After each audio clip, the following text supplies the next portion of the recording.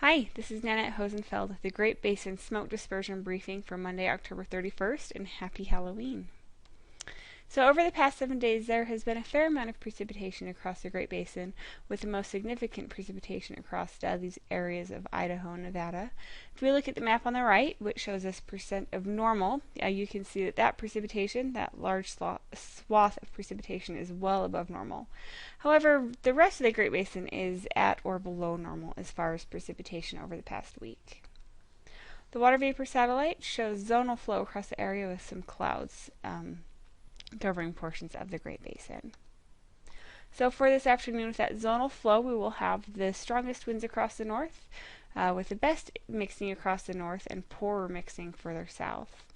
Looking at this in a bit more detail, you can see from the transport wind forecast on the left, we do have those strongest transport winds across the north where we will see that better mixing.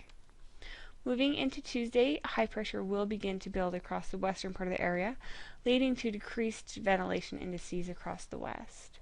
And looking at that in a bit more detail, you can see across western Nevada those lighter transport winds and those lower mixing heights, leading to that decreasing mixing. Moving into Wednesday, a downward trend will continue as far as the ventilation index, with high pressure building over the area. You can see moving into Wednesday, most of the area, with the exception of portions of far northern Nevada, southwestern Idaho, and far southern Utah and the Arizona Strip, will have pretty light winds, leading to that poorer mixing.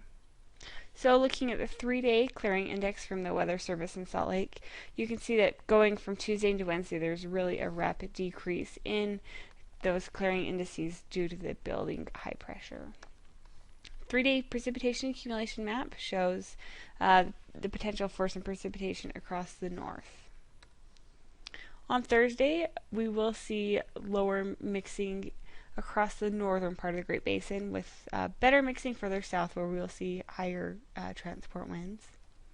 Moving into Friday, that downward trend in the ventilation index continues, with port affair mixing across pretty much the entire area on Friday. However, on Saturday, we'll start to see transport winds increase across the west as the system begins to approach the area.